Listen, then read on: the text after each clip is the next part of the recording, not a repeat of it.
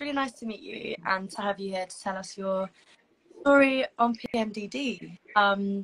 So I'll hand over and we'd love to hear. Yeah, so basically I'll just introduce like my work, I guess, a little bit, because that's kind of how I started talking a bit more about menstrual health and mental health. So you know my artwork, but my artwork is kind of looking at social taboos, and a lot of it started with talk about periods and tackling how they end up being censored online, because actually I was very lucky. I was raised by a mother who sat me and my brother down and said, this is what a period is. It's a menstrual cycle. This is kind of what you go through, and was like very open about talking with both of us about it. And she said, you know, it's not just going to affect Sam, it's also going to affect you, to my brother. And so I've had like a good support network around it because of that. And I just wanted to create bold artwork to basically get people into talking about this as a conversation, as an open dialogue, because a lot of people do feel a lot of shame around it. And I only found out about PMDD, I think, in lockdown, so 2-3 years ago now. I had no idea it was even a thing at all. Like, obviously I knew about PMS, but I was struggling a lot with my mental health, as I think every single person in the world was during that time. And it was only about a year into lockdown that I actually recognized that I was having these ups and downs alongside my cycle. So that's kind of how I became aware of it. So were you aware of this from cycle tracking, or like what was the way that you managed to see? Because of that time, obviously everything was up in the air. It was really difficult to know what was going on. So my mental health, it felt like it was at a steady low, so I couldn't quite see what was happening until I went back. I think it was 3 months. I went back to work, and I work so alongside my art practice, I also work as a sculptor within the film construction industry. So it's quite interesting to go from, that's kind of what my work is anyway, freelance. Some days I'll be in a crazy routine of like waking up at 5, getting back home really late, but like I'll be doing that, I'll have this routine, so it's a lot easier to check things like my cycle and understand what's going on. But if I'm out of a film job and I'm just working freelance, working on my own stuff, I'm kind of the director of my own day, that's when I'll lose track a little bit more. So 3 months into lockdown, I went back to a film job, and I think a week in, I was in the phase just before, like the week before my period had started, really, really low. And suddenly, first day of my period, whole day, heavy bleed, and I was at work, and I just went, oh my God, I feel completely clear. I feel much lighter. I feel like I have never, ever experienced depression in my life. And it felt like this wave, like something lifted, and I was like, that is so major. And from there, I started Googling, because I'd never seen it anywhere. I think we see it a little bit more if you're kind of following these pages now on social media, but I hadn't seen it at all. So I Googled mental health and menstrual health, or mental health and period, something along those lines. And the Mind website came up, and I was scrolling through all of what's on the Mind website, and it came up with PMDD. And I clicked through, and I think it sent me to the IAPMD website. And that basically just took me down a rabbit hole of going, oh my God, this is a thing. What do I do about this? So yeah, that's kind of how I got there. The self-discovery coming from these moments of like, oh, hang on, there's shifts here. And I can actually relate to it in a sense. And it's not as if, I think in lockdown as well, I was having these ups and downs, and I messaged you, I really related to the post you made on Instagram, because PMDD is just such a difficult one to diagnose, isn't it? And I actually would love to know if you're willing to share, like, whether or not you've had support and a diagnosis, or if that even matters. Like, there's a whole conversation, I think, around diagnoses, from like what we know to be true and what we know our patterns are, and then actually how hard it is. Do we need that justified?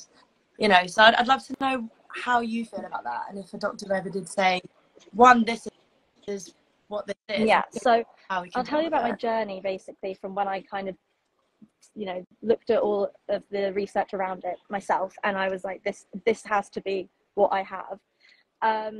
So from there, I decided to talk to a GP, and my mum helped me a lot during this time, because when you're in those moments, you know, it happens every couple of weeks, and sometimes like it can be 1 week that's really bad, sometimes it can be a few days, sometimes it can be the whole 2 weeks of that period of the cycle.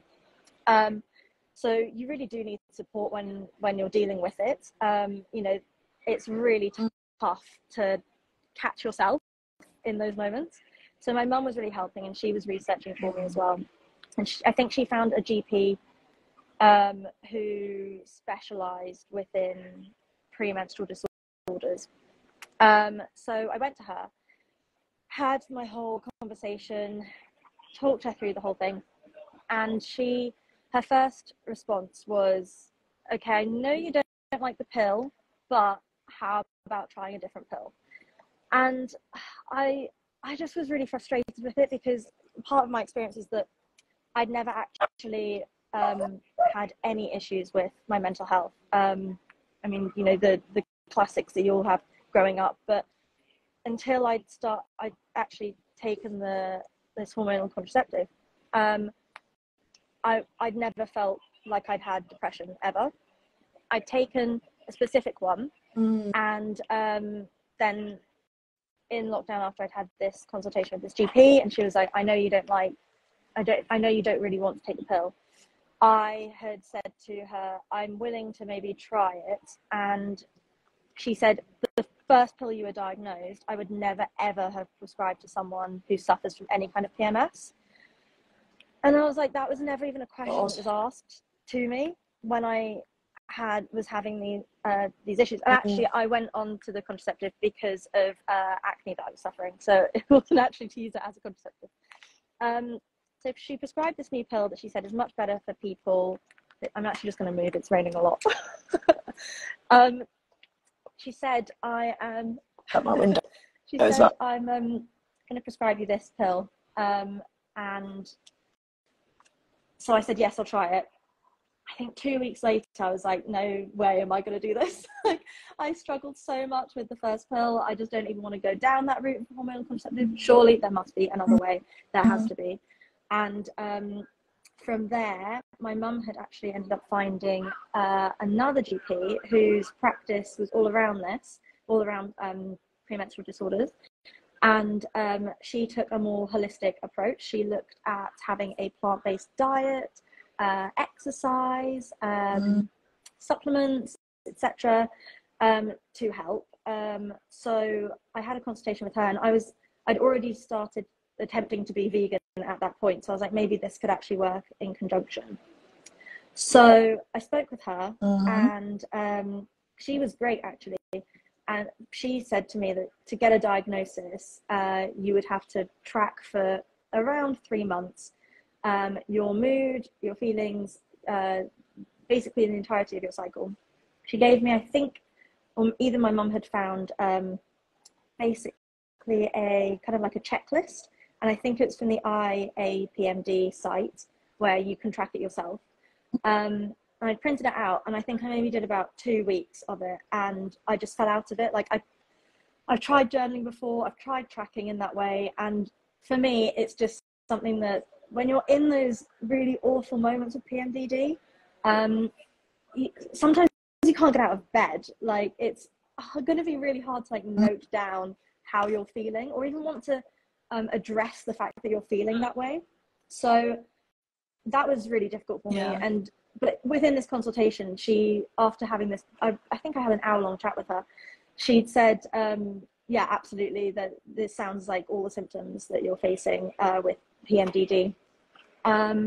So she kind of said, because there's not a huge amount of research, as with a lot of women's health, basically, there wasn't like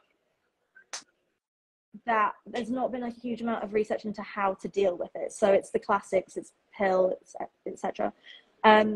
but she at the time had said that potentially there was a case for using antidepressants, low dose, for 2 weeks on and then 2 weeks off, 2 weeks on, 2 weeks off. And my knowledge from antidepressants is that you have to be having them constantly. So even that, I was a bit like, I'm not really sure about this. Again, I'll go away, have a think about it. But in the meantime, I'm going to do the more holistic approach, exercise, just being a bit more conscious about my cycle. I track my cycle constantly. So now I just know when I'm going to be in those lower moments, which I think is just, even that in itself is kind of big. So yeah, to answer your question after that really long-winded reply, I don't think that having a diagnosis is entirely necessary. I think maybe it can give you a bit of peace of mind individually, to feel like, you know, this is a real thing. But if, you know, it's hard to get diagnoses for these things. So if even in just the label and reading other people's stories and sharing information that's out there, I think I don't have a specific diagnosis from a GP, but that it's so real, the mood swings and everything, that I'm just like, I don't need to track 3 months. I just need to be able to live my life. So yeah. I mean, essentially, you've been you know it. It's been going on longer than 3 months. You know your shifts. And I mean, it's a tiny, you know, such a huge percentage of women that probably do actually, and people that bleed, that generally, that will have PMDD. But it's so hard to diagnose, and it shouldn't.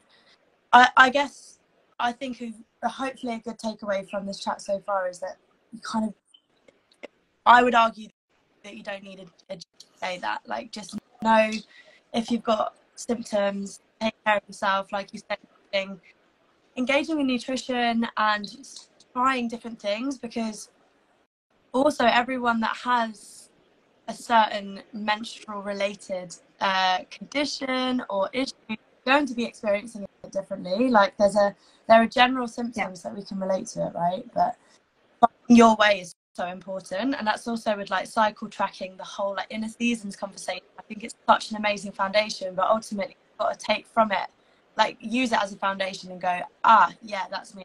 Okay, how absolutely. can I like tackle that? And we actually, on the last live last week, it came up about the menopause, and it's like, actually there's so many different things going on. Tackle one at a time. Yeah, exactly. Better, even basically. the menopause as well, like that's just not spoken about enough. And my mum is incredibly, like I've mentioned, like she's an incredibly open person, and she's saying like, I want to engage you more in conversations about the menopause because there's so many things that no one told me about. And she was like, and I'm only learning about it going through it. And it's just understanding, sharing, so that we can be a little bit more sensitive to people, not asking people to like change like what they're doing with their lives just to support us, but just being a little bit aware of it, I think, is very important. And I'm someone that shares these kind of things with a lot of people, but even just sharing, if you have PMDD or PME as well, which is premenstrual exacerbation, they can kind of go together or can be separate. Even just sharing those with people that you see regularly, so that if you do need to cancel plans because you're just in a low moment, you cannot see people, they'll be more understanding about it, you know.